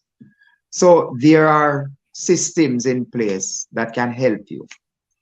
Truth be told is that everybody's situation is not going to be the same. True. So some will come and struggle, some will do well. So I can't tell people that if you come, you're not going to struggle. People will have to make up their minds to be adaptable, to be flexible, and to want the rewards that you can get in the end, because that's what you're working for. And people who are planning to repatriate funds back to their country, those people will do well, because when you change the US dollars and convert that to Jamaican dollars and you want to build a room, you can do your thing. You can say Bila Hausa. You can, all right, right? So these are just some of the things. Clothing and food, those things are not as expensive as in Jamaica. And the saving, if you try to save in Jamaica, the minute you put it in, you have to go back for it. And that is why now so many people are indebted to the JTA Credit Union, because every month they have to take another loan from them. So, but here, I can't tell you that it's a bed of roses, as I said, but we are here and we are doing what we are doing for a purpose. And my family is benefiting, and they will continue to benefit from this move. I can't see it any worse for anybody else. The fact of the matter is, and when you listen, so one of the things is all of us can look at our own classrooms or our own offices, and we can either complain or we love it or whatever. But every single person experience is totally different. And the Mm-hmm. fact that most person in Jamaica, most teachers would have sing or sung the same song of how the infrastructure is in Jamaica's classrooms, or the whole living or working condition. We are singing basically the same song. And what we believe, personally for me, if I'm going to the United States, for example, to work, my main aim is to work to make more money. Exactly. And that's So all I will do. And I'm yeah, sure so that the teachers have their intention. so all the other things are secondary, you know. So if you come and you're going to be faced with difficulties, difficulties are in Jamaican system too. If you are saying that the children are rude children are in Jamaica too. If you're going to say that cost of living is high, it is higher in Jamaica than here. So people must make up their minds. They are adults. They have to make up their minds as to what they want to do. I wouldn't tell anybody, and I wouldn't dissuade anyone either. I wouldn't tell you, all right, make sure that you come or whatever. I'm not pushing you. But if you ask me for a link or so, I will give it to you. But truth be told, you can make a life. And there are numerous opportunities here, you know. So it's just up to people. And they are adults, so they must know. All right, sir. People, remember, subscribe, like, and share the Saudichress channel. Miss Roma Francis, good night, Mr. Speed and Saudi. I concur with what Mr. Speed said on the matter of how the strike with the teachers was disrupted or ended when they were ordered back to work. Sample thing that. That's so true, Miss Roma. True madness with the strike coming from Daniel Jones. Case Strachan. My gosh, it seemed to be a Judas time. What a strong word or term. The Nick Travel Lifestyle Network. What a name. I agree. EL. Yes, there needs to be an appraisal method where both teachers and students rate principal. I, yes, it is.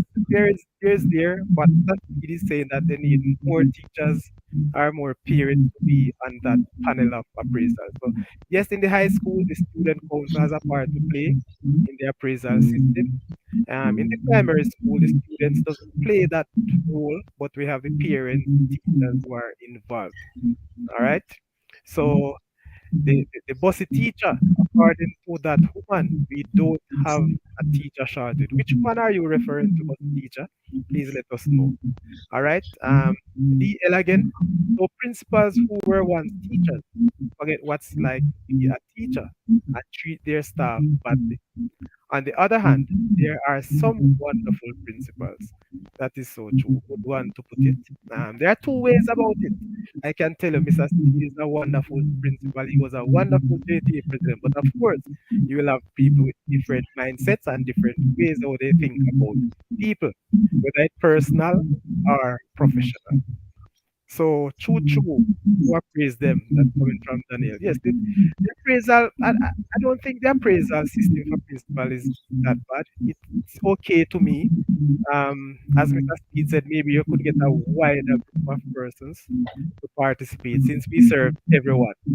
But we all understand sometimes it will not be easy though, Mr. Speed, to be honest, to get real, authentic persons, especially from the community level or the parents level, to do that. It can be a disturbance depending on how it, administered. So that's another point. Thank you, Mr. Speed and Sadi. Great show. Thank you very much, Shatan. Don't leave just yet. Yours to continue to share the channel once they are on. All right. Miss Gray, Narisha, we do have teacher shortage in Jamaica. As I saw a headline where he said they will send out to international teachers. So let us see how Penny going to answer to come to JA for the penny, the penny party. Hey, let me tell you the truth. This is it. Getting teachers from overseas coming to Jamaica. We're not gonna get the good US teachers or the Canadian or the English. I can tell you, as my friend and past president, Mr. Clayton said, we might have to go to some people to 80 and to some of these places where we believe are much worse off than Jamaica. And sir, if I'm wrong, say it to me. The US, I'm not sure the US are employing teachers from England. But if I'm wrong, you can. And I don't know. I'm not sure England are employing teachers from the US per se, like how it is happening. We're recruiting coming from the Caribbean countries. If that is even happening, it's not on a wide scale. You might Right. have one or two So if isolated cases, maybe, but not on a wide scale. so if we're gonna look teachers, most definitely the government will have to go to countries who believe are worse off than Jamaica for them to be able to pay them satisfactory. And they might not speak our language. The That's kids might another not thing. understand what they're saying. So Damian Hines, the proof is in the pudding. Why argue when you can go where your flights are hard and paid at the same time? Very good, true, Damian. Damian have a lot of links, You can send them out to my friend. Everyone is held accountable. Yes, that is so. You see, one other thing, and people, let me clear this. And this is my view, really. This is my view. I really believe that our principal, our teachers, yes, we are held accountable. The problem is the real supervision and feedback. I think that's a problem we have in our system. We are accountable. We are held accountable. But the supervision aspect of it and also giving timely feedback is a challenge. All right. Mr. Speed, we still have a lot in the chat, but we need to get going. And I have two more questions for you, and I will allow you, sir, to close the show. I will not give you past another 10 minutes. Trust me. And we know we had a talk about the time. I see you looking at the clock from time to time, but you are the one that allows so many persons to come on the show tonight. And so I can tell you right now we have 105 people still watching, you know, and I'm sure we more than 200 persons have viewed the show since tonight. So thank you very much, viewers. Sir, what would you say to the Ministry of Education now as it relates to the crisis we are seeing in education? Well, it seems like the Ministry of Education and the Minister of Education seems like both of them are powerless in what is happening. It seems like the country is and our sector is run by the Ministry of Finance. Because let me tell you why. There were several teachers who were the contracts were being renewed every year on this 1 to 25 ratio thing. Yes.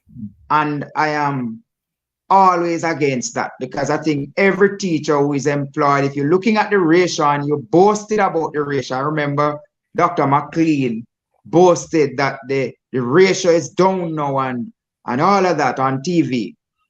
And I said to her, which school she's talking about? Because as far as I know, I see 30 and 40 and sometimes 50 still in classrooms at that time. And she boasted and said that the ratio, they have brought down the ratio and it's now 1 to 25. And I said to her, that's not true. She said, well, any school that they don't have that, they will give them more support. I thought they would have been giving more support by employing the teachers under the same terms and conditions as all teachers are employed. They didn't do that. Every year, these teachers have had to be renewing contracts for 5, 6 years now. And I think they are done away with that now. But it went on for about 5 or 6 years. Every year they had to renew a contract. I am saying to you that that is untenable and it should not have happened. So if you're talking about ratio, then we have a serious problem. So that is one part of the puzzle. Remind me of the question now, though, because the second part of your question, because I went too far with this first part. Talk to me.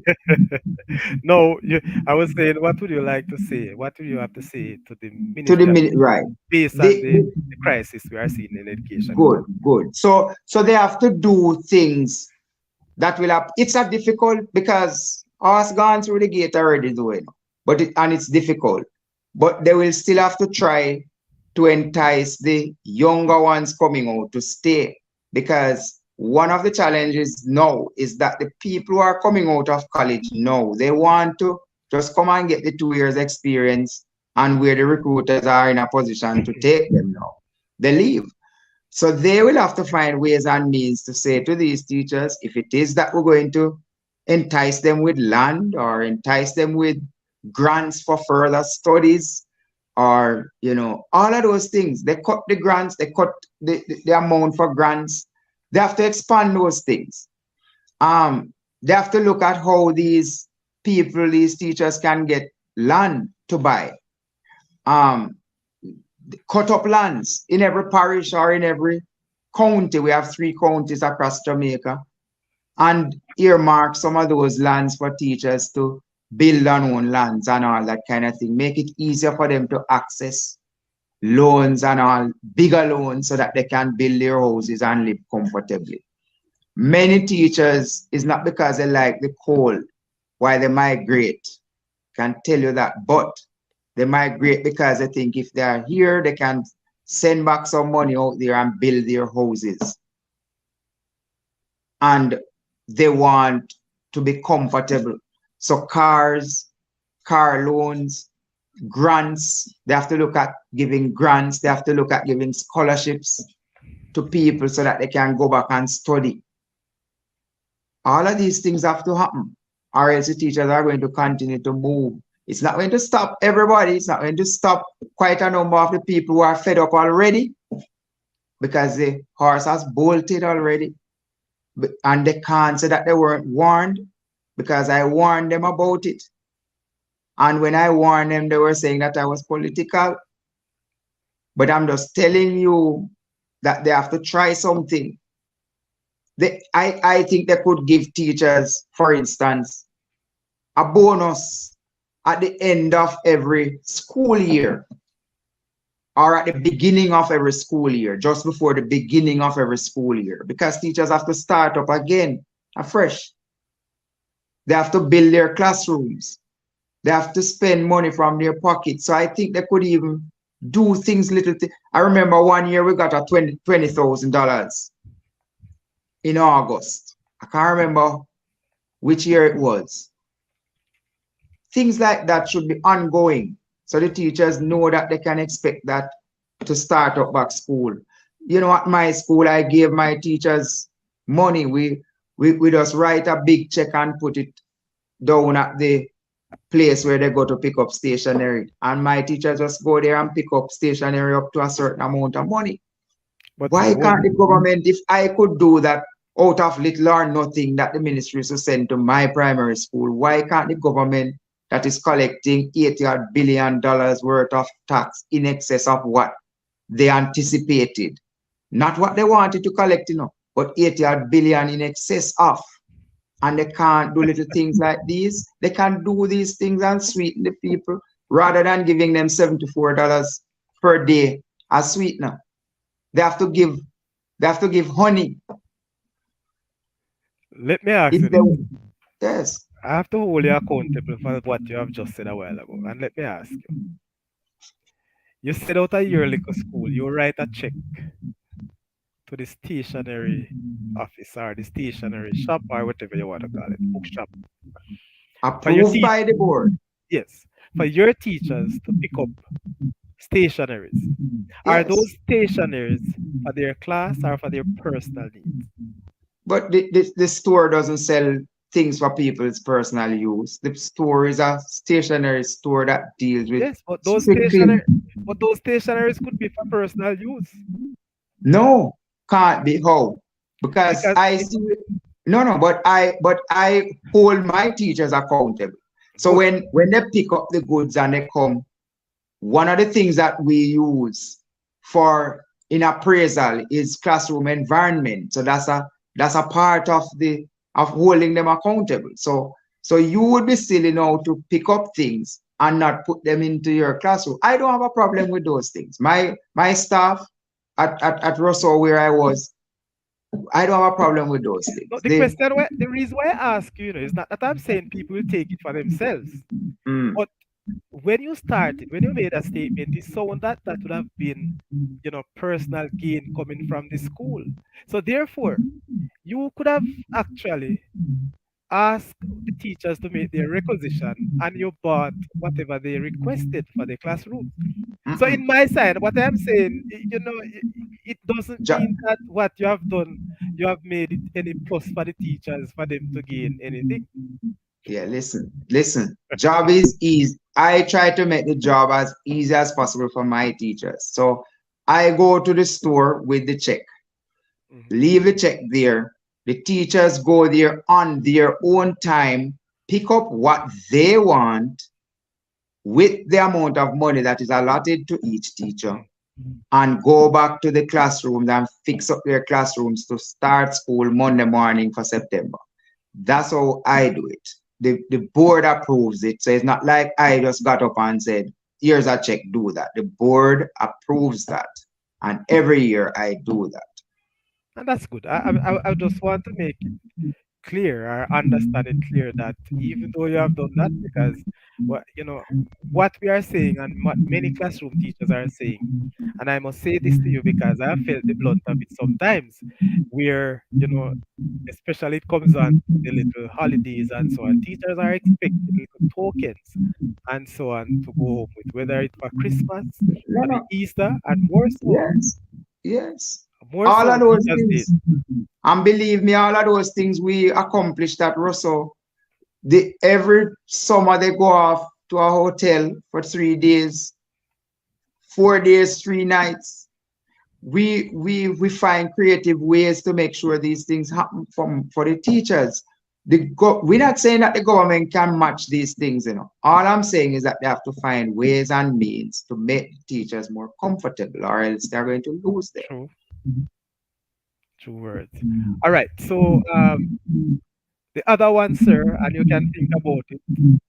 What recommendations now, or what would you say to the JTA going forward? But before you answer that one, let me just take the chat and go around. So Claudette Taylor, yes, deposit teacher, you can transfer your mortgage to Edicom from JTA. Wow, that sounds good. Laverne Brown, good night. Good night, Laverne. You're late for the class, Laverne. Laverne Brown, I must say, big up yourself. Laverne.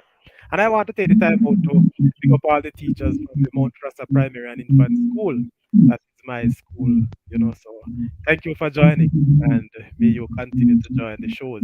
The bossy teacher, why would it be for personal use, sir? No, I'm just asking, because remember, we are on the mode of assisting and helping teachers. So it's not like I'm saying it should be. I'm just putting the question out there for people to zoom in and to understand clearly what Mr. Speed is talking about. All right. Um, the bossy teacher, I would prefer to get what I want. When the school buys it, is in bulk and not specific to what the teacher would want. I understand that, bossy teacher, but what I'm saying, if it is on is you who write and make your requisitions, so whatever you requested would have been, you know, worked out and discussed with the principal or your birth, and then that would have been done. But that's fine. It's a very good one for Mr. Speed. All right. Kevin, that would be micromanaging. We got this stuff for the teachers. I understand that too, but sometimes, depending on where you are too, because sometimes, I must say, especially for my school in Mount Rasta, if you're gonna ask teachers to go and pick up, that's another story because the stationery, um, there as the bookshops are so far Mhm, from our location. So it depends on your situation.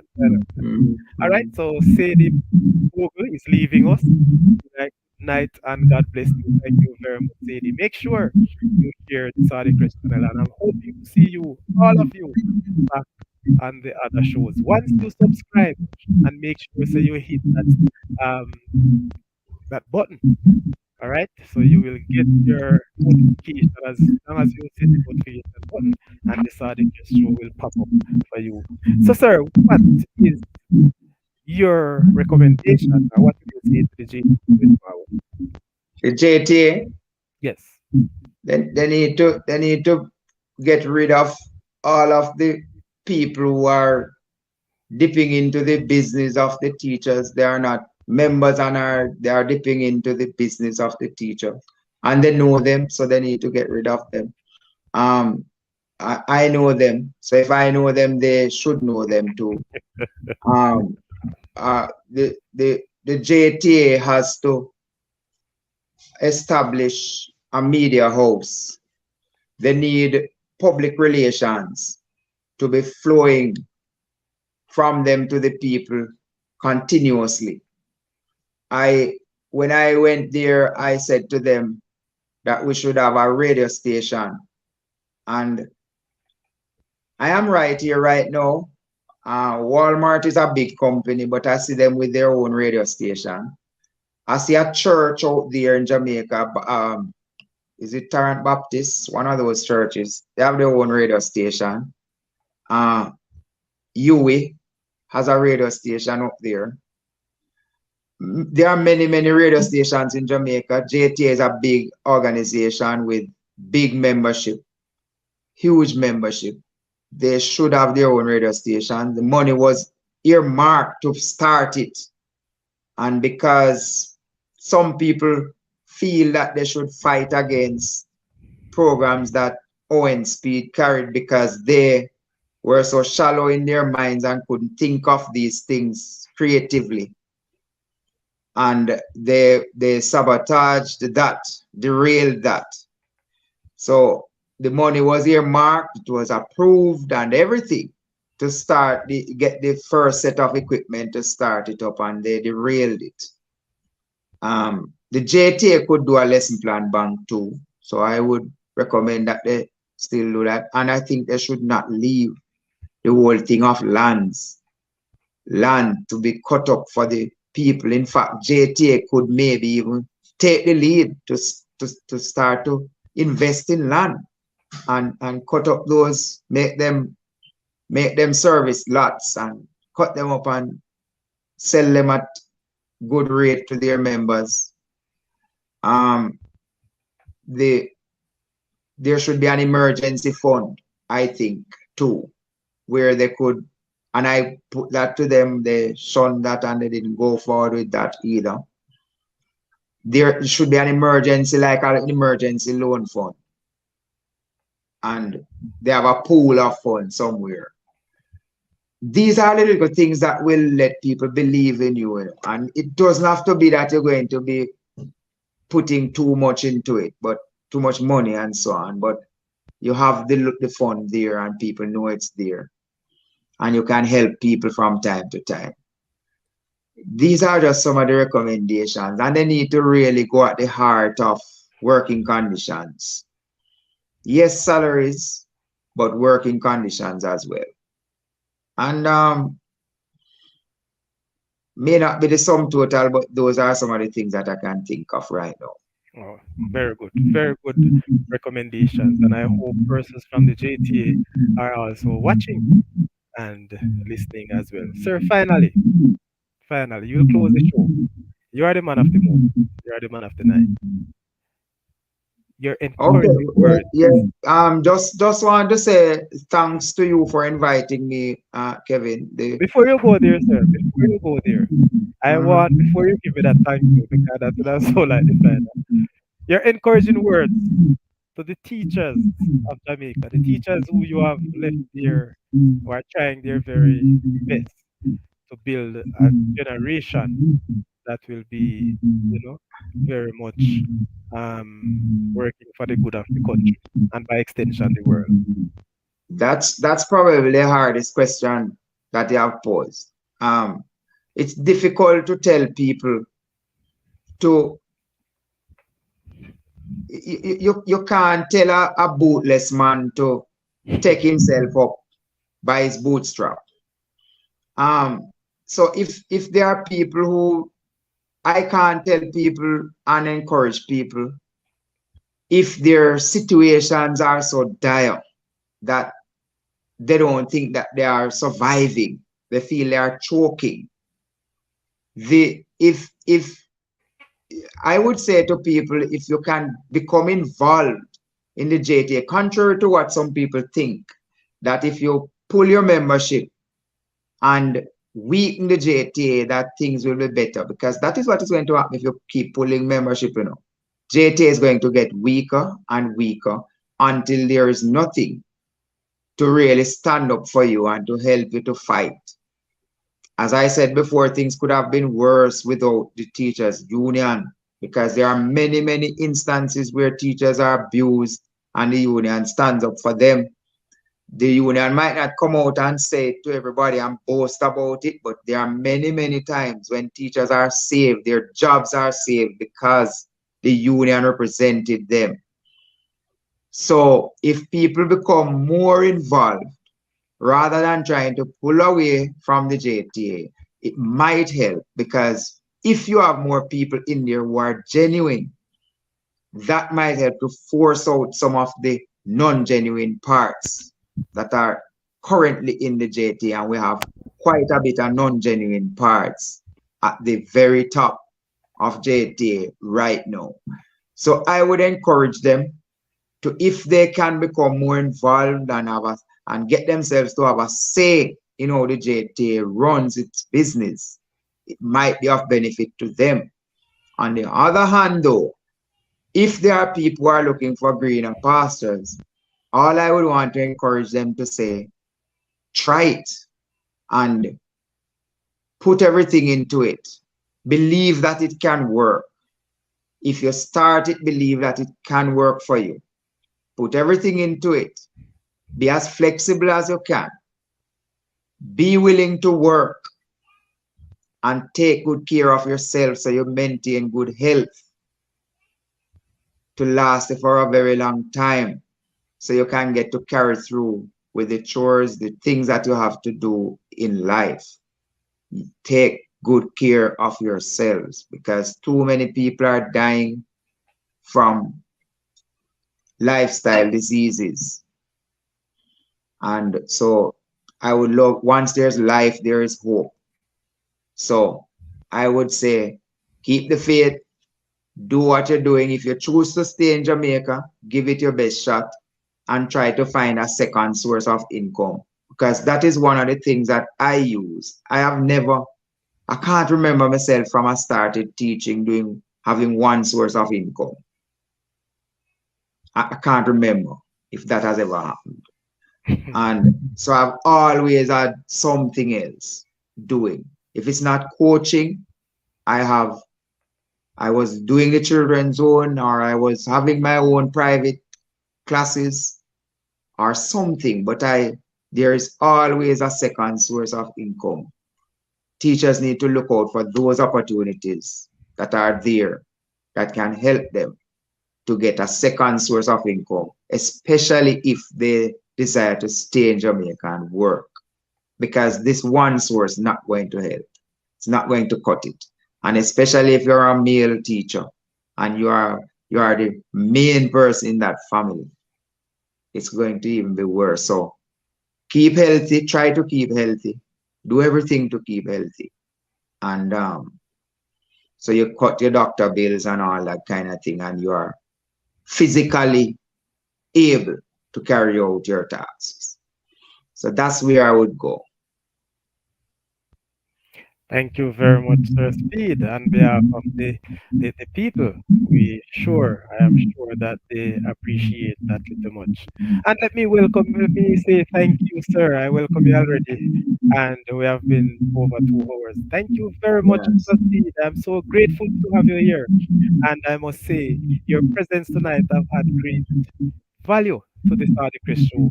And by so, I have never seen so many persons at any one time watching the show since I've started in October. So I also want to say thank you very much to all the viewers and first time viewers.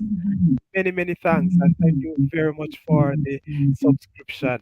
I must say thank you very much for participating and thank you for the like. Sir Speed, I'm telling you, sir, Blessings. I owe Blessings and you. honor and blessings and honor to all the teachers and all the people who join this show, because I would say to you, keep joining the show, keep coming back to the show, and support the show. Because the mainstream of media sometimes will not allow certain things to be said. Truth. True. Sir Speed, we definitely will have you back. And the next time, I can tell you, we'll look so much more on the business of educating our students. Not about JTA this time around, but to look more in depth of educating our students. And so you'll share more of your experiences, your present experiences comparing to the past. And so again, thank you very much. Hope that you will come. And I must say, people, this is a man of his word. He shows that Bless. he's here. And so, again, people, thank you very much for joining. Hope to see you next time. And remember, if you have not yet done so, make sure you subscribe before you leave. When the show ends, you can do that. Thank you very much. Have yourselves a wonderful night until we meet again. All right, Blessings. boss. Thank you. Take care. Thank you. Good.